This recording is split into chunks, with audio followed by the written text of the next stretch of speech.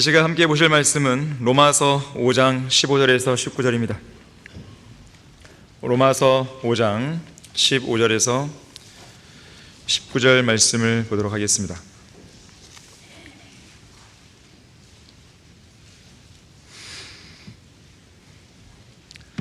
15절 보시면 그 범죄와는 다르지만 그 값없는 선물도 그라도다. 자, 값없는 선물이 나옵니다. 만일 한 사람의 범죄로 인하여 많은 사람이 죽었다면 더욱더 하나님의 은혜와 한 사람 예수 그리스도로 인한 은혜로 말미암은 선물이 많은 사람에게 풍성하였느니라. 또 그것이 범죄한 한 사람 아담이죠 으로 인한 것과는 다르지만 그 선물도 그라도다. 이는 심판은 한 사람으로 말미암아 정죄에 이르렀지만 값없는 선물은 많은 범죄로 인해 의롭다 하심에 이르기 때문이라. 한 사람의 범죄로 말미암아 사망이 그 한 사람을 인하여 군림하였다면 더욱더 은혜의 풍성함과 의의 선물을 넘치도록 받는 사람들이 한 사람 예수 그리스도로 인하여 생명 안에서 군림할 것이니라. 그러므로 한 사람의 범죄로 말미암아 심판이 모든 사람에게 임하여 정죄에 이르는 것 같이 한 사람의 의로 말미암아 값없는 선물이 모든 사람에게 임하여 생명의 의롭다 하심에 이르렀느니라. 한 사람의 불순종으로 인하여 많은 사람이 죄인이 된 것 같이 한 사람의 순종으로 인하여 많은 사람이 의인이 되리라. 자, 말씀을 위해 다 같이 기도하겠습니다. 참으로 감사하신 아버지 하나님, 아름다운 예배, 풍성한 예배를 드릴 수 있게 해주셔서 감사를 드립니다. 이 시간 제가 말씀을 선포할 때 제 안에 충만히 거해 주시고 듣는 회중들 안에도 충만히 거해 주십시오. 이 말씀이 살아있어서 효과적으로 역사해서 우리의 마음과 생각을 변화시키고 주님을 향한 반응이 나오게 하시며 주님을 더욱더 사랑하겠다고, 주님을 향한 사랑만큼 더 헌신하고 주님이 기뻐하시는 삶을 살겠다고 그렇게 마음의 각오를 할 수 있는 좋은 계기가 될 수 있도록 역사해 주십시오. 마귀의 모든 공격으로부터 보호해 주시고 피곤치 않도록 붙들어 주십시오. 주 예수 그리스도 이름으로 기도했습니다. 아멘. 값없는 선물, 값없는 선물이라는 제목으로 설교하겠습니다. 우리의 구주이신 예수 그리스도께서는 하나님께서 우리 죄인들에게 값없이 주신 인생 최고의 선물이십니다. 로마서 8장 32절에서는 자기 아들을 아끼지 아니하시고 우리 모든 사람을 위하여 내어주신 분이 어찌 그 아들과 함께 또한 모든 것을 우리에게 값없이 주시지 아니하겠느냐라고 물으십니다. 요한복음 3장 16절에서는 하나님께서 세상을 이처럼 사랑하셔서 그의 독생자를 주셨으니 이는 그를 믿는 사람은 누구든지 멸망하지 않고 영생을 얻게 하려 하심이라 라고 말씀하죠.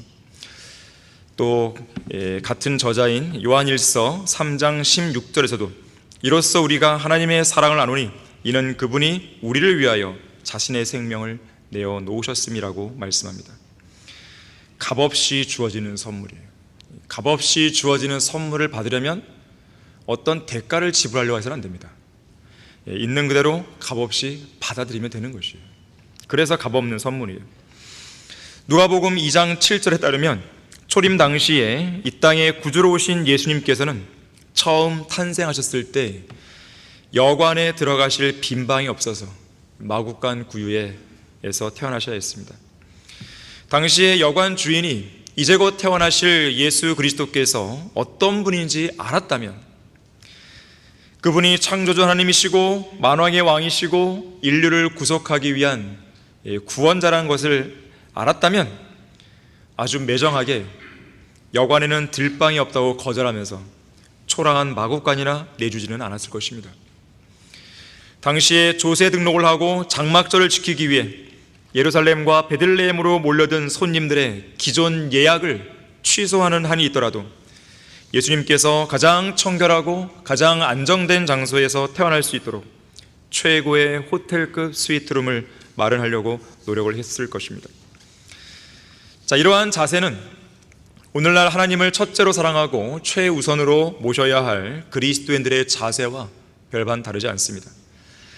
특히 선한 목자이신 예수 그리스도께서는 구원받은 우리의 마음속에 마련된 방 안에서 우리와 친밀한 교제를 나누기 원하십니다.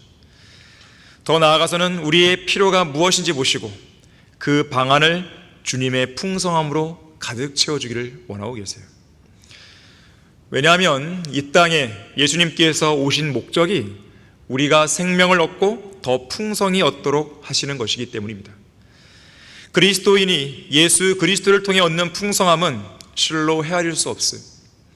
세상이 추구하는 것과 본질적으로 다른 것입니다. 모든 것이 좋고 아무것도 부족하지 않습니다. 하나님께서는 풍성한 보물 창고를 언제든지 여셔서 우리의 마음속 방 안에 모든 것을 값없이 가득 부어주시기를 원하고 계세요. 늘 그러십니다. 자기 아들을 아끼지 아니하시고 우리 모든 사람을 위하여 내어주신 분이 어찌 그 아들과 함께 또한 모든 것을 우리에게 값없이 주시지 아니하겠느냐. 자, 이 약속을 한 귀로 듣고 대충 흘러들어서는 안 됩니다. 이 위대한 약속 앞에서 여러분이 여러분의 마음속에 있는 방을 주님께 내어드리지 않으면 안 되는 것이에요. 이러한 약속을 듣고도 그러한 방을 내어드리지 않는 그런 성도가 있다면 그 사람은 하나님의 은혜와 사랑에 대해 무지한 사람들이에요. 설령 안다 해도 그것을 고의로 저버리거나 잊어버리는 완고한 고집쟁이들인 것입니다. 여러분은 예수님께서 여러분의 마음을 처음 두드렸던 그날, 여러분의 마음속 그 빈방에 처음으로 들어오셨던 그날을 기억하십니까?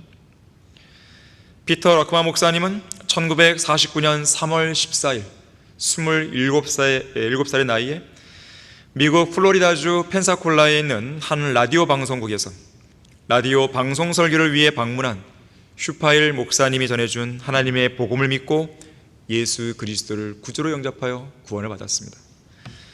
이성호 목사님은 1978년 7월 23일 40세의 나이에 어떤 외국 목사가 쓴 책을 읽던 중에 자신이 죄인임을 깨닫고 예수 그리스도를 구주로 믿고 구원받았어요.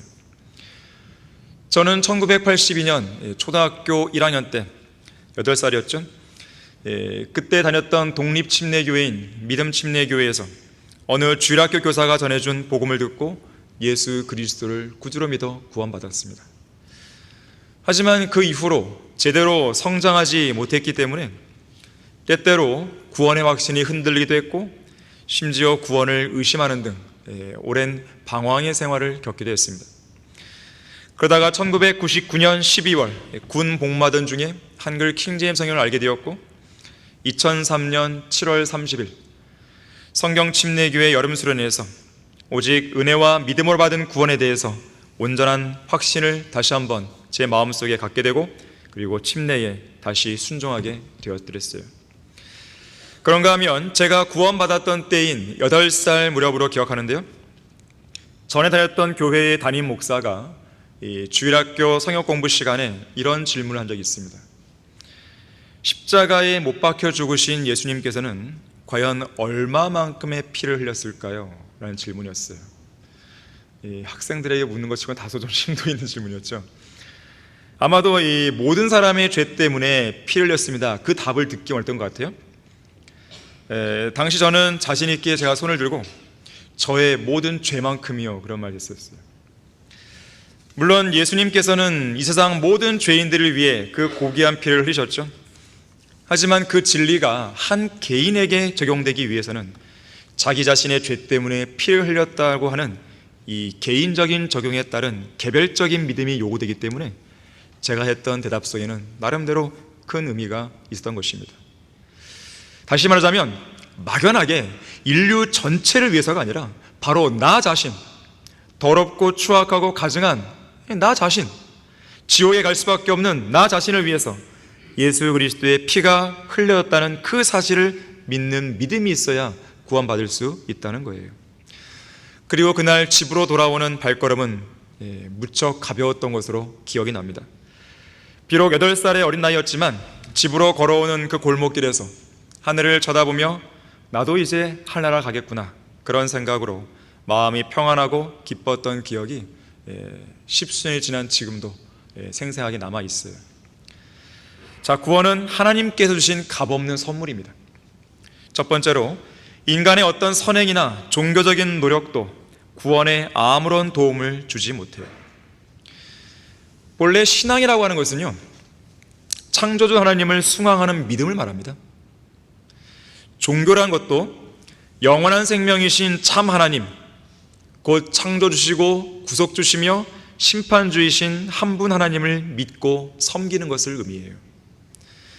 자, 그래서 이러한 정의에 따르면 이 땅의 모든 인류가 마땅히 가져야 할 신앙은 오직 하나여야 되는 것이죠. 종교도 역시나 오직 하나여야 되는 거예요. 하지만 세상에 죄가 들어온 이래로 이러한 하나의 신앙, 하나의 종교 체계가 무너져 버린 것이죠. 인간들은 하나님을 고의로 잊고 계속 잊어버리는 가운데 자기들 입맛에 맞는 신들을 만들어냈고, 또 자기들 방식대로 섬기려 하는 이상한 종교들, 이슬람교, 힌두교, 불교 등등의 다양한 종교들을 만들어낸 것이에요. 그러나 참 하나님이시요 영원한 생명이신 하나님을 믿고 섬기지 않는 모든 종교는 우상 숭배에 불과합니다. 사탄이 관장하는 이 세상의 어리석은 군상들, 그 모든 종교인들은 거짓 신들을 기념하고 섬기기 위해서 무언가를 새기고 무언가를 조각하고 때로는 그림으로 그리고 주물로 부어 만든 우상들과 형상들 앞에서 절하고 숭배하며 심지어 자문을 구하죠. 또는 태양이나 달이나 하늘의 군상들에게 경배하기도 합니다. 소위 죽은 성인들과 마리아를 숭배하고 그들에게 기도하는 13억 명 이상의 카톨릭 교도들이 있는가 하면, 존재하지도 않는 600개의 날개 달린 천사를 통해서 마호메트에게 계시를 전해주었다고 알려진 이 달의 신, 아랍인들이 믿는 이 360개의 우상 중에서 최고의 신으로 불리는 이 달의 신, 달신이죠.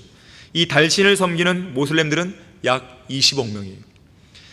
뿐만 아니라 보지도 듣지도 말하지도 걷지도 못하는 불상들 앞에서 절을 하고 있는 약 5억 명의 불교도들이나 3억 3천만여 개의 신들을 섬기는 11억 명 이상의 힌두교들도 있습니다. 그렇게 본다면 세계 곳곳에 우상 숭배자들이 우글거리는 것이에요. 지금 이러한 수치는 문맹률이 높았던 미신적인 고대 사회의 통계 수치가 아닙니다. 고등교육을 받았고 과학과 지식이 발달했고 오늘날 2023년을 살아가는 소위 현대인들의 실상이 바로 이런 모습이에요. 하나님께서 그런 우상 숭배자들을 가만 놔두시겠습니까? 심판하시는 거예요. 그래서 그런 나라들, 그런 민족들, 그런 지역사회에는 전염병이 끊이지 않습니다. 가난이 끊이지가 않아요. 지진이 끊이지가 않습니다. 홍수, 산불, 내전 등이 끊이지가 않는 거예요. 왜 이 땅의 재앙이 계속해서 지속되는 것이에요? 죄 때문에 그런 거예요. 다른 데 이유가 있는 게 아닙니다. 구원받지 않은 죄인들은 정신을 차려야 되는 것이에요. 이 땅에 80억 명의 이 지구인들은 정신을 차려야 되는 것입니다. 참된 기독교를 제외한 세상의 모든 종교들은 죄인들을 미혹하고 죄인들을 속이고 죄인들을 지옥으로 보내기 위해서 사탄이 세상에 내놓은 미끼 상품들에 불과합니다. 따라서 사탄이 관장하는 세상 종교들에 미혹되어 그러한 종교를 맹목적으로 믿고 따라가는 자들은 자기들이 지옥으로 가는 고속 열차를 타고 있다는 것을 전혀 모르는 것이에요. 종착지인 지옥의 문턱에 가서야 그런 사실을 깨닫게 되지만 너무 늦어버린 거죠. 여러분도 아실 텐데 칙 출판사에서 출간한 이 만화 전도 중에 긴 여행이 있어요. The Long Trip이라고 하는 긴 여행이라는 전도제가 있습니다. 여기에는 존이라고 하는 주인공이 나오죠. 이 주인공의 인생을 긴 여행에 비유한 짤막한 이야기입니다. 이 주인공은 자기의 인생 여정에서 예수 그리스도의 복음을 믿고 구원받을 수 있는 기회를 거부하고 결국 지옥불로 떨어진다는 내용이에요. 지옥불로 떨어지는 그 과정에서 자신에게 가짜 확신을 심어주어 거짓으로 안심하게 만든 사탄에게 속았다는 사실을 깨닫게 됩니다. 지옥불로 떨어지는 그 주인공에게 그를 속였던 사탄이 이렇게 말하는 내용이 나와요. 너는 나한테 속은 거야. 그리고 지금부터 너는 내 것이야. 그것도 영원히 말이야. 비참한 결말이죠. 자, 이렇듯 세상 종교는 인류를 절대로 구원할 수 없습니다. 수고하고 무거운 짐지다들아 다 내게로 오라. 그러면 내가 너희에게 쉼을 주리라. 이 말씀을 하신 예수님의 말씀처럼 그런 초청을 할 수 있는 종교가 없어요. 오히려 그들은 인생의 수고와 무거운 짐을 각자가 알아서 처리하라든지, 아니면 인생은 어쩔 수 없는 것이니 그 짐을 계속 지고 살라든지 하면서 고행이나 종교적으로 짊어져야 할 짐을 더 많이 얹어주어 더 무겁게 만드는 것이죠. 마호메트는 인간의 혼에 쉼과 안식을 줄 수 없습니다. 마호메트는 글을 읽을 줄도 모르는 문맹자였습니다.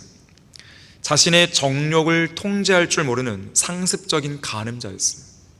악질적인 거짓말쟁이였고 잔인한 살인마입니다. 또한 가족들을 버려둔 채 오직 나무아미탑을 관세음보살 주문이나 외우고 수행이나 일삼으며 평생을 남의 돈이나 축내면서 땀 흘려 일한 적이 전혀 없이 게으르기만 살아왔던 석가모니도 생로병사로 가득 찬 이 인생에서 아무도 건져주지 못했고 어느 누구에게도 진정한 쉼이나 안식을 주지 못했습니다. 소망은 말할 것도 없죠. 조라스터, 크리슈나, 공자, 노자 다 마찬가지예요. 세상 어떤 종교라도, 어떤 종교의 지도자라도 다 똑같아요. 심지어 그들은 자기들의 혼조차 쉼과 안식을 누리지 못했죠. 그 결과 그들은 지금 어디 있습니까? 지옥불에서 밤낮 쉼을 얻지 못하고 있는 것입니다. 그들은 자기 자신을 포함해서 어느 누구의 죄도 처리해 주지 못했고 결국 자기들의 죄 때문에 지옥으로 떨어진 것이죠. 구원은 죄로 인해 지옥에서 영원히 고통받을 수밖에 없는 죄인들에게 하나님이 주신 값없는 선물입니다. 물론 이 선물을 어떤 행함이 없이 믿음으로만 진지하게 자기 것으로 받아들였을 때만 그 선물의 효력이 발생하는 것이죠. 이 선물에 대해서 값을 지불하겠다고 나서는 순간 그 사람은 절대로 구원받을 수가 없습니다. 인도의 한 선교사가 힌두교도인 어느 할아버지에게 아주 오랜 시간 여러 가지 방법으로 복음을 전해봤어요. 하지만 할아버지는 그저 조용히 듣기만 할 뿐 오직 믿음으로 구원받을 수 있다고 하는 이 진리를 선뜻 받아들이지 못했습니다. 구원이란 것이 그렇게 쉽게 얻어질 수 있는 게 아니라고 이 사람은 생각한 거예요. 다시 말하자면 고행과 같은 행위가 필요하다는 생각이었습니다. 고행이 없이는 구원도 없다라는 생각에 사로잡혀 살았던 할아버지는 이제 인생의 마지막 고행을 위하여 힌두교의 성지인 캘커타의 겐지스 강까지 무릎으로 기어가겠다고 결심을 하게 됩니다. 그러고는 고행을 떠나기에 앞서서 자기에게 그래도 열심히 복음을 전해줬다고 하는 그 선교사에게 마지막 선물을 건네주면서 그동안 자신을 잘 대해준 것에 대해 감사하다는 그런 표시를 했습니다. 그 할아버지가 건네준 선물은 이 세상에서 좀처럼 보기 힘든 주먹만한 크기의 진주였어요. 이에 선교사는 이런 귀한 것을 값없이 공짜로는 받을 수는 없으니 자기가 갖고 있는 돈을 다 털어서라도 값을 지불하고 그 진주를 사겠다 그럽니다. 그러자 할아버지가 노발대발 화를 내는 것이죠. 이 값비싼 진주를 어떻게 돈으로 사려고 하느냐 그러는 거예요. 사실요, 이 진주에는 사연이 있어요. 어떤 사연이냐면 이 할아버지의 아들이 있었거든요. 할아버지의 아들은 바닷속 이 잠수를 좋아했어요. 그래서 이 아들이 물속에서 진주를 발견하고는 그것을 캐서 나오다가 그만 잠수병으로 목숨을 잃게 된 사연이 담겨 있는 거예요. 자, 그래서 할아버지는 이 아들의 목숨과 바꾼 이 진주를 어떻게 감히 값으로 매길 수 있으며 또 값을 지불하고 살 수 있겠냐고 따져 물은 거예요. 바로 그때 선교사가 이때다 싶어서 말을 하는 거죠. 할아버지, 바로 그것입니다. 하나님께서 죄인들에게 주신 구원의 선물이 바로 그와 같습니다. 이 선물은 함부로 값을 매길 수 있는 선물이 아닙니다. 누군가가 어떤 값을 지불하고 살 수 있는 선물도 아닙니다. 왜냐하면 창조주요, 구속주요, 심판주이신 하나님께서 그분의 아들이신 예수 그리스도의 목숨과 맞바꾼 선물이기 때문입니다. 하나님의 아들이신 예수 그리스도께서 할아버지의 죄들을 제거하시기 위해 십자가 위에서 피 흘려 죽으시고 죽음에서 다시 살아나셨습니다. 그렇게 하심으로 구원과 영생을 값없는 선물로 주셨습니다. 이제 할아버지께서 이 사실을 마음에 믿기만 하면 이 선물을 누릴 수 있습니다. 그렇게 하겠습니까? 결국 할아버지는 눈가에 눈물이 고였어요. 그리고 그 자리에서 이 값없는 선물인 그 복음을, 구원의 복음을 믿음으로 받아들여 구원받게 됩니다. 자, 구원은 하나님께 주신 값없는 선물입니다. 두 번째로 예수 그리스도께서 이미 모든 값을 지불하셨어요. 20세기 초 캐나다 출신의 미국 목사 아이언사이드가 설교하는 중에 다음과 같은 예화를 들려준 적이 있습니다. 어느 부흥 집회에서 한 흑인 그리스도인이 하나님의 구원의 은혜에 대해 간증을 하고 있었습니다. 그는 하나님께서 어떻게 자신의 마음을 움직이셨고 죄의 굴레와 죄책감으로부터 해방시켜 주셨는지 이야기했습니다. 또한 하나님께서 예수 그리스도의 죽으심을 통해 베풀어 주신 값없는 구원의 선물에 대해서도 말했습니다. 하지만 구원받기 위해 자기 자신이 했던 어떤 선행이나 노력에 대해서는 단 한마디도 말하지 않았습니다. 말할 필요 없던 것이죠. 그 흑인의 간증이 끝나자 이 이야기를 진지하게 듣던 어떤 사람이 그에게 물었어요. 한 가지 궁금한 게 있습니다. 당신은 당신이 받은 구원에 있어서 하나님이 하신 역할에 대해서만 말했습니다. 제가 생각하기에 하나님이 하시는 역할도 중요하지만 구원받기 위해서 인간이 반드시 해야만 하는 어떤 노력이나 어떤 행실도 중요한 것 같은데요. 당신이 구원받기 위해 무언가 노력한 건 없나요? 그래도 무언가 기울인 어떤 선한 행위 같은 그런 노력이 있을 거 아닙니까? 그러자 이 흑인 그리스도인은 이 질문에 대해서 무언가 생각이 났는지 눈물을 흘리며 이렇게 말합니다. 아참, 제가 했던 일에 대해 말씀드린 것을 깜빡 잊었군요. 저는 지난 30년이 넘는 세월 동안 하나님으로부터 멀리 도망만 다닌 것이 제가 했던 유일한 일입니다. 제가 지은 추악한 죄들이 시키는 대로 하나님을 피해서 도망만 다녔던 것입니다. 이것이 바로 내가 구원에 이르기 위해서 했던 유일한 노력이라고 말씀드릴 수 있겠군요. 그러나 하나님은 제게 자비를 베푸셔서 주님으로부터 멀리 도망만 다니던 저를 끝까지 쫓아오셨고 결국은 예수 그리스도의 죽으심을 통해 마련된 값없는 구원의 선물로 저를 쓰러뜨렸습니다. 저는 그저 그 사실을 믿었을 뿐 저의 구원을 위해 제가 한 일은 아무것도 없습니다. 자, 값없는 선물인 구원은 말 그대로 어떤 값을 지불해서는 절대로 얻을 수가 없는 선물이에요. 인간의 노력이나 행위로 받을 수 있는 성질의 것이 아닙니다. 그래서 갈라디아서 2장 16절은 이렇게 말씀하죠. 사람이 율법의 행위로 의롭게 되는 것이 아니요 예수 그리스도를 믿음으로 인하여 되는 줄 알고 우리도 예수 그리스도를 믿었나니 이는 우리가 율법의 행위로서가 아니라 그리스도를 믿음으로 인하여 의로워지고자 함이라. 이는 율법의 행위로는 아무 육체도 의롭게 될 수 없음이라고 말씀합니다. 로마서 3장 28절도 그러므로 우리는 사람이 율법의 행위들이 없이 믿음으로 의롭게 된다고 단정하노라 그랬어요. 예수님은 십자가에서 피를 흘려 죽었을 때 다 이루었다라고 외치시며 숨을 거두셨죠. 다 이루었다란 말은 헬라어로 테테레스타이, 물건값을 다 치렀다는 뜻이에요. 세금 고지서를 받았다면 세금을 다 지불했다는 뜻이에요. 빚진 것이 있다면 빚을 다 갚았다는 거예요. 죄인이었다면 받아야 할 형벌을 다 받았다는 거예요. 모든 값지불이 완료되었기 때문에 더 이상 지불할 것이 남아있지 않다는 것입니다. 죄의 삭은 사망이죠. 죄의 대가는 죽음이죠. 죄는 인류에게 죽음을 요구하죠. 그래서 우리가 태어날 때 영이 죽은 채로 태어나는 거 아니겠습니까? 또한 죄는 우리의 육체의 죽음을 요구하기에 우리의 몸은 언젠가 죽고 썩어서 흙으로 돌아가죠. 이것이 바로 첫째 사망 아닙니까? 그뿐 아니라 죄는 우리 혼의 죽음도 요구하기에 우리가 죽은 후에 우리의 혼이 지옥으로 가게 되죠. 더 나아가서는 영원한 불못으로 들어가죠. 성경은 이것을 둘째 사망이라고 말씀하죠. 그러나 두려운 자들과 믿지 않은 자들과 가증스러운 자들과 살인자들과 음행한 자들과 마술한 자들과 우상 숭배한 자들과 모든 거짓말한 자들은 불과 유황이 타는 못에 참나리니 이것이 뭐라고 그랬어요? 둘째 사망이라. 자, 죄인인 인간은 자기 스스로 이 죄와 죽음과 지옥의 문제를 해결할 수 없습니다. 그래서 예수님이 십자가에서 피 흘려 죽으신 거죠. 그 피로 인류를 위한 구속 사역이 완성되었습니다.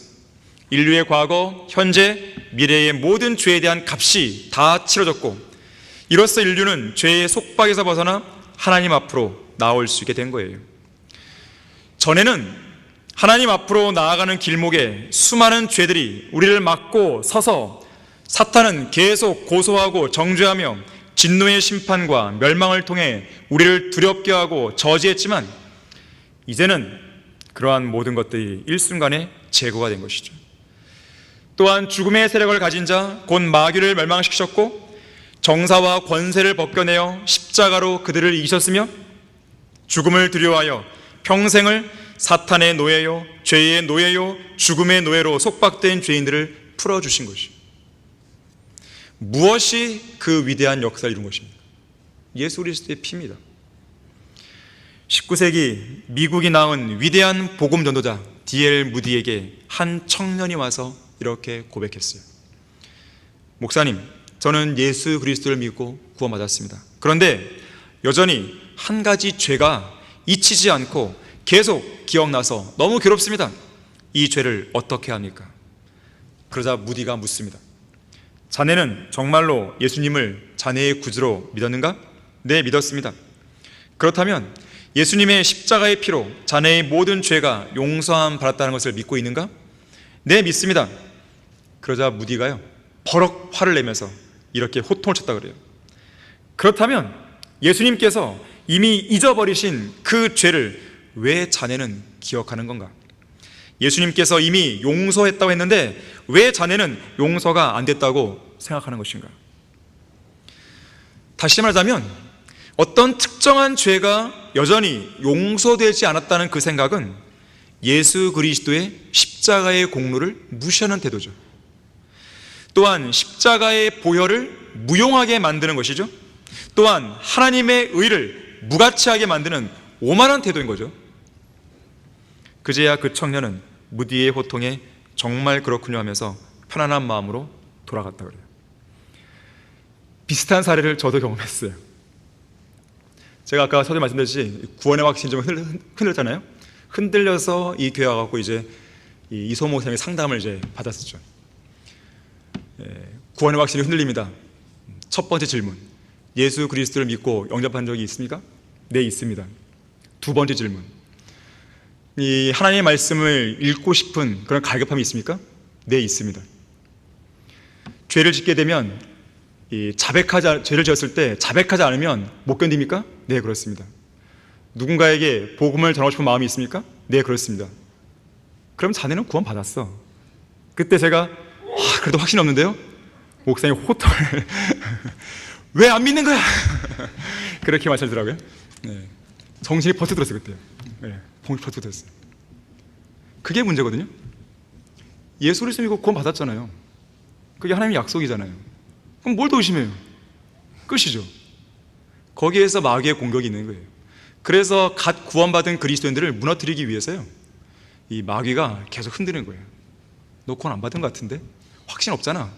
확신은 감정으로 갖는 거예요. No! 확신은 감정이 아니에요. 믿음입니다. 믿음으로 구원받았듯이 내가 구원받았다는 그 확신도 믿음으로 갖는 거예요. 단 말씀의 근거에서 그런 것이죠. 자, 하나님께서는 죄인들이 자기들의 죄들을 각자 알아서 처리한 다음에 자기들의 의를 가지고 나오기를 원하시는 게 아닙니다. 있는 그대로 나오기를 원하시는 거예요. 죄 많은 상태, 있는 그들의 모습으로 나와서 갈보리 십자가에서 완성된 구속을 통해 그 죄를 용서받기 원하는 죄인들을 용서하기 원하시는 거예요. 하나님은. 그리스도인의 신앙은 예수님께서 십자가에서 흘리신 그 보혈로 완성해 놓으신 그 일을 믿음으로 시작된 것입니다. 자, 그래서 그 모든 짐을 들고 예수 그리스도께 나오면 모든 게 끝나는 거죠. 주님은 단 한 번도 수고와 무거운 짐을 어딘가에서 먼저 처리한 다음에 나오라고 말씀한 적이 없습니다. 하지만 세상 종교는 그렇게 말하고 있죠. 세상 종교는 어딘가에서 그 죄들을 다 처리하고 와, 그 말이죠. 아니면 여기 와서 처리해, 뭐 이런 말이죠. 왜 그럴까요? 세상 종교는 인간을 구원할 수 있는 능력이 없기 때문에 그런 거예요. 마호메트나 석가모니나 공자나 그런 사람들은 인류를 구원할 능력이 없기 때문에 네가 어떻게 좀 해봐, 이런 거예요. 하지만 하나님은 늘 자신이 있는 것입니다. 십자가는 모든 죄인이 그 혼에 참된 쉼을 얻을 수 있는 진정한 안식처요, 유일한 쉼터입니다. 우리는 바로 그곳 십자가 밑에서 이 땅에 태어난 이래로 계속 짊어지고 왔던 인생의 모든 수고와 죄의 짐들을 저 아래 깊은 구렁으로 굴려버린 거예요. 십자가의 보혈을 통해. 오직 예수 그리스도의 고귀한 피만 이 무거운 죄로 짓눌려 있던 우리의 양심을 정결케 해주므로 우리의 혼에 진정한 쉼을 제공해 줄 수 있는 것입니다. 예전에 다니던 교회에서 이 연극을 한 적이 있었는데 제목이 짐진자예요. 짐진자. 그래서 제가 이제 주인공이었는데 처음에 등장할 때 허리를 굽히고 들어와야 돼요. 짐이 있다는 걸 보여주기 위해서. 뭔가 종교적인 노력을 하지만 역시나 짐은 더 무거워져요. 더 수게 됩니다. 하지만 예수 그리스도의 피를 발견했을 때, 그걸 믿었을 때 완전히 벗어버리는 이제 그런 연극이었었어요. 구원은 하나님께서 주신 값없는 선물입니다. 세 번째로, 값없는 선물로 주어진 하나님의 은혜를 절대 잊지 마십시오. 한 번은 M.R. 디안 박사가 이렇게 말했습니다. 우리의 생애에 있어서 예수 그리스도를 믿고 구원받는 것보다 더 큰 변화를 불러일으킨 사건은 없을 것입니다. 죄악에 탐닉하여 살아오다가 주님에 의해 구원받은 그 순간부터 우리는 점차 변화된 삶을 살기 시작합니다. 복음의 능력은 이러한 변화를 통해 분명하게 드러납니다. 도둑이 정직한 사람이 되고 창녀가 정숙한 여인으로 변모합니다. 하나님을 모독하는 자가 주님을 경배하게 되고 거짓말쟁이가 믿음직한 사람이 됩니다. 세상은 우리 그리스도인들에게서 이런 식의 변화가 왜 일어나는지 도무지 이해하지 못합니다. 세상 사람이 이해하지 못하는 그 변화는 하나님의 은혜로만이 설명이 가능한 거예요. 10수년 전이었는데요. 청량리에서 이제 복음을 전하고 있었는데 그때 함께 전하고 있었던 한 형제가 구령을 다 끝내고 이런 간증을 들려줬어요. 그날 좀 추운 날씨였는데 긴 코트를 입은 어떤 얼굴이 초췌하게 보이는 한 청년이 딱 어깨를 딱 여미고 바쁘게 어딘가를 향해 가고 있었어요. 마침 이 형제에게 딱 붙잡혀서 예수 그리스도의 복음을 듣고 그 자리에서 구원받습니다. 그런데 구원받은 이후에 자기 품에서 칼을 하나 탁 꺼냅니다. 그러면서 사실 내가 자살하러 가려고 했었다고. 기적과도 같은 일이 있는 거죠. 자, 그러한 변화를 뭘로 설명하냐 이거예요. 하나님의 은혜죠. 하나님의 은혜로 설명하는 것이죠. 술 주정뱅이가 술병을 집어던지는 거죠. 창녀가 창녀짓을 그만두는 것이죠. 도둑질한 사람 도둑질을 그만두는 것이죠. 인생의 변화라고 하는 것은 예수 그리스도를 믿고 구원받았을 때 이루어지는 것이에요. 다른 데 있는 것이 아닙니다. 그래서 여러분이 구원받은 날을 절대로 잊으면 안 돼요. 여러분의 이름이 어린 양의 생명책에 기록되던 그날을 잊지 마셔야 돼요. 성령으로 거듭난 그날을 잊으면 안 됩니다. 어린 양의 생명책에 여러분의 이름이 기록된 날은 언제입니까? 구원받은 날이죠. 구원받은 날이죠. 지옥의 불구덩이에서 빠져나온 그날을 잊으면 안 됩니다. 마귀의 소나기에서 벗어난 그날, 죽음이 두려워 종로로 타던 그 시절에서 해방되던 그날을 잊으면 안 돼요. 우리나라에는 6.25 노래죠. 6.25 노래. 이즈리야 이렇게 나오잖아요. 우리는 이 구원받았던 그날, 새로운 영적 생명이 태어난 그날을 절대로 잊으면 안 되는 거예요. 다른 건 다 잊어버려도 여러분이 예수 그리스도를 믿고 하나님의 자녀가 된 그날을 잊어버리면 안 되는 것입니다. 사도 바울은 평생 동안 그날을 잊지 않았어요. 그래서 자기가 위협과 살기를 내뿜으면서 구원받은 그리스도인들을 잡아오기에 다마스커스로 가던 도중에 하늘로부터 한 줄기 빛이 그를 향해 비췄던 그날, 예수 그리스도를 만난 그 극적인 사건을 결코 기억에서 지우지 않았던 것입니다. 그래서 바울은 기회가 닿는 대로 구원 간증을 합니다. 제1차 선교여행을 다녀오고 제2차 선교를 다녀오고 제3차 선교여행을 다녀오면서 복음을 전파한 지 수년이 넘은 뒤에도 바울은 자신이 구원받은 그런 간증을 사도행전 말미에서나 아니면 갈라디아서에서 계속 이야기하는 거예요. 우리는 하나님의 은혜로 구속받은 성도들입니다. 그렇다면 우리를 구원하시기 위해 하늘로부터 내려오셨던 우리 구주의 이야기를 끊임없이 전파해야 되는 것이죠. 시편 107편 2절에서는 주께 구속받은 자들은 그렇게 말할지니 그가 그들을 원수의 손에서 구속하셨으며라고 말씀하고 있습니다. 하나님의 은혜와 사랑을 항상 가슴에 품고 다니는 그리스도인은 그 은혜가 자연스럽게 입 밖으로 나오게 되어 있어요. 여러분, 구원 간증을 잘 하셔야 돼요. 무슨 화려한 미사어구를 써서 말하는 게 아니에요.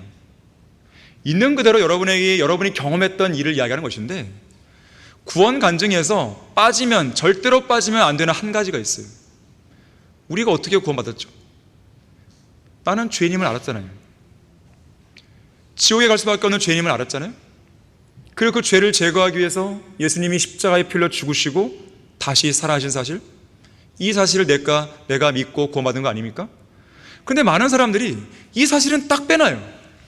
그냥 눈물 콧물 쏟은 것, 무슨 환상을 본 것, 무슨 어떤 사람 심지어 내 몸에서 시커멓게 푹 나갔다든가 희한한 얘기만 하는 것이죠. 저는 그런 사람들이 그렇게 얘기하면요, 다시 묻습니다. 정말 구원받았습니까? 가장 중요한 핵심이 뭐죠? 예수 그리스도의 복음 아닌가요? 왜 쓸데없는 주변 변죽을 울리는 그런 말만 하죠?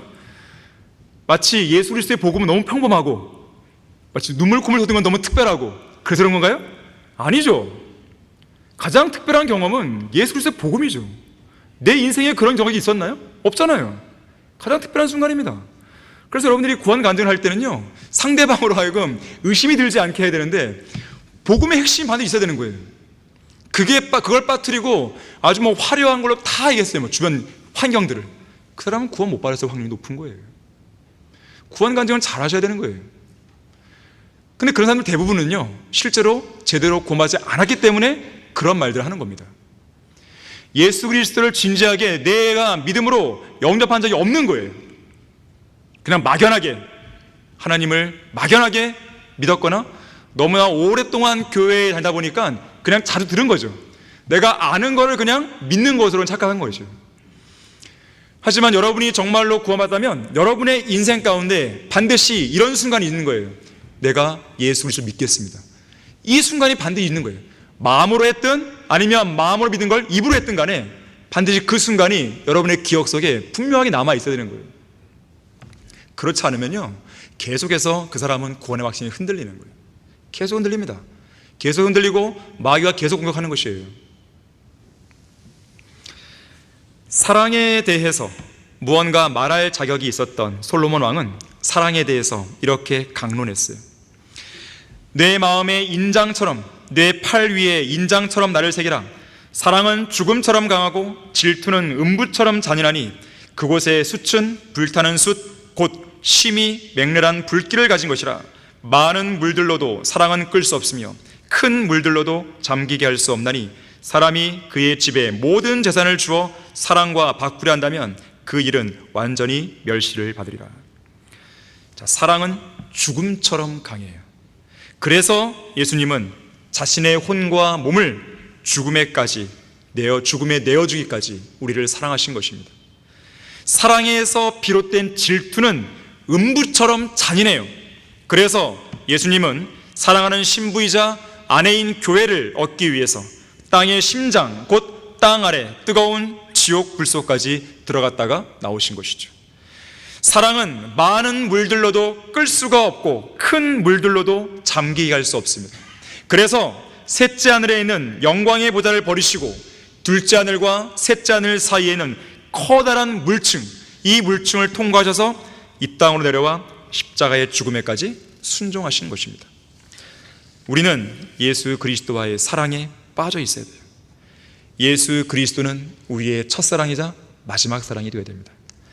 우리의 사역과 섬김의 모든 동기는 바로 그 사랑에서 비롯되어야 돼요. 결코 첫사랑을 잃어버리면 안 됩니다. 찰스 스펄전은 이렇게 말합니다. 여러분이 예수 그리스도를 처음 만났을 때 주님께서 여러분을 향해 내게 오라고 말씀하신 그 복된 순간을 잊어버렸습니까? 주님께서 여러분의 족쇄를 끊으시고 여러분을 묶고 있는 사슬들을 박살내시면서 내가 너의 결박을 끊고 너를 자유하게 해주려고 왔다고 말씀하시던 그 황홀한 순간이 기억나지 않습니까? 설사 주님과 나눈 첫사랑을 잊어버렸다 해도 여러분이 지금까지 살아오면서 여러분을 향한 주님의 자비와 은혜를 생각나게 하는 획기적인 사건들, 아직 잊기도 끼지 않은 소중한 이정표들이 어딘가에 분명하게 꽂혀 있을 것입니다. 병에 걸렸다가 하나님의 은혜로 회복된 적이 없습니까? 궁핍했다가 하나님의 은혜로 여러분이 필요로 하는 것들을 공급받은 적이 단 한 번도 없단 말입니까? 그동안 하나님께서 여러분을 위해 해주신 일이 무엇인지 여러분의 기억의 책장을 넘기며 과거에 받았던 은혜와 자비의 순간들을 하나씩 회상해 보십시오. 지금은 모든 것이 어둡고 캄캄해 보여도 과거에 누렸던 그 빛나는 등불을 하나씩 모아서 높이 지켜들다 보면 그 등불이 어둠을 뚫고 찬란한 빛을 발하면서 여러분의 마음속에 드리워있던 어두움이 물러가고 빛과 함께 첫사랑의 아침이 밝아오는 것을 경험하게 될 것입니다. 자주 간증하세요. 여러분 주위 사람들에게요, 여러분이 구원받는 간증 있잖아요, 자주 하셔야 돼요. 그래야 첫사랑이 식으려다가도 다시 또 떠오르는 거예요. 여러분이 어떻게 이 교회에 왔는지를 계속 간증하세요. 옆에 사람이 아우 지겨워 합니까? 아니에요. 그래도 하세요. 하셔야 되는 거예요. 그건 여러분을 위해서 한 거예요. 결론을 맺겠습니다. 어떤 책에 가치 창조라는 제목으로 가치를 창조한다는 거예요. 이런 글이 실려 있었습니다. 19세기 미국의 저명한 시인 헨리 롱펠로가 하찮은 종이에 쓴 시는 훗날 $6,000의 가치를 지니되었다. 이것이 재능이다. 하찮은 종인데 가치가 창조된 거죠. 20세기 미국의 재벌 존 록펠러는 작은 백지 위에 서명을 함으로써 그것을 $1,000,000의 가치가 있는 것으로 만들었다. 가치 창조죠. 이것이 자본이다 그랬어요. 미국 정부가 작은 금덩어리를 취하여 그 위에 독수리를 새겨 넣으면 $200의 가치가 창조된다. 이것이 바로 돈이다. 기술자는 $5어치의 재료를 가지고 $50짜리 상품을 만들어낸다. 이것이 바로 기술이다. 기술이 만들어낸 가치 창조죠. 미술가는 단돈 5센트짜리 화폭에다가 그림을 그려서 $1,000짜리 작품을 창조해낸다. 이것이 예술이다. 하나님께서는 죄에 찌들고 무가치한 인생을 취하셔서 예수 그리스도의 피로 씻기시고 성령을 부으시어 복받은 새로운 인간을 만들어내신다. 이것이 바로 구원이다. 구원이 만들어내는 가치 창조인 거예요. 자, 그렇다면 값없는 선물을 통해 구원받은 여러분은 하나님을 얼마나 사랑하고 있습니까? 여러분은 구주이신 예수 그리스도를 얼마나 사랑합니까? 어느 정도로, 어느 수준까지 사랑합니까? 아버지 하나님께서는 독생자이신 예수 그리스도를 값없이 십자가의 죽음에 내어주실 만큼 우리를 사랑하셨어요. 하나님께서 세상을 이처럼 사랑하셔서 그의 독생을 주셨으니 이는 그를 믿는 사람은 누구든지 멸망하지 않고 영생을 얻게 하려 하십니다.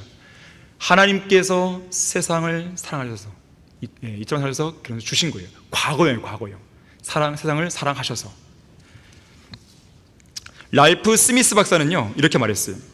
내게는 목사로 사역하고 있는 친구 하나가 있는데 그는 요한복음 3장 16절을 가지고 600개 이상의 설교 개요를 만들었고 그 중심 진리는 모든 인류를 향하신 하나님의 측량할 수 없고 깊이를 헤아릴 수 없는 사랑이라고 했어요. 참 대단하지 않습니까? 600개의 설교를 만든 거예요. 예수님께서는 이제 막 이 갈보리 십자로 나아가시기 그 전날 저녁 지상에서 마지막 죽음을 앞두신 그 상황에서요 자신의 사람들인 제자들을 사랑하시되 끝까지 사랑했다고 요한복음은 말합니다. 끝까지. 자, 끝까지 사랑했다는 것은 우리가 죄로 물든 세상의 죽음에서 벗어나 영원한 생명으로 들어갈 때까지를 말하는 거예요. 하나님의 풍성하신 사랑이 다할 때까지예요. 물론 다함이 없죠. 영원하니까. 그렇게 끝까지 사랑했다는 뜻입니다. 하나님의 사랑이 우리 마음속에 부어졌다는 것을 기억해야 됩니다. 그 사랑은 결코 고갈되지 않아요. 끝까지 우리를 사랑하는 사랑이기 때문에 그렇습니다. 이처럼 예수님은 우리를 끝까지 사랑하시는데 여러분은 어떻습니까? 주님을 진정으로 사랑합니까? 주님을 사랑한다고 한다면 어느 정도까지 여러분들은 주님을 위해 내어드릴 수 있겠습니까? 어디까지 포기할 수 있겠어요? 여러분의 생명까지 포기할 수 있겠습니까? 아브라함은 늙은 나이에 얻었던 독자 이삭을 하나님의 명령에 따라 기꺼이 바쳤어요. 하나님을 사랑했기 때문에.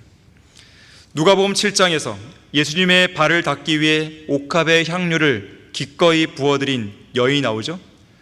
예수님은 그녀에 대해서 이렇게 말씀하십니다. 그 여인의 많은 죄들이 용서받았니라. 이는 그 여인이 많이 사랑함이라.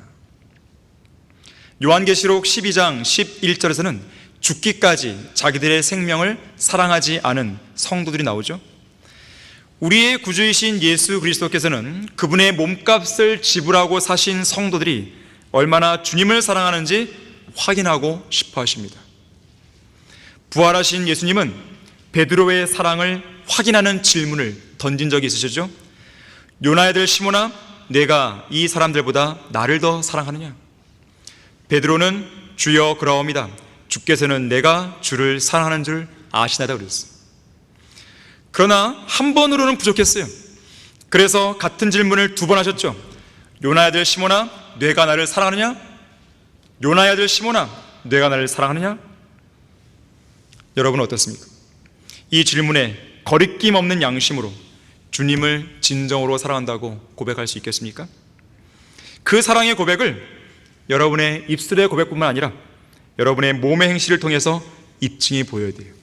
그렇게 살아가는 그 생애가 복된 생애이고 우리가 내년을 맞이하는 이 시점에서 다시 한번 주님의 사랑을 돌아볼 수 있는 좋은 계기가 되어야 되는 것입니다. 자, 기도하겠습니다.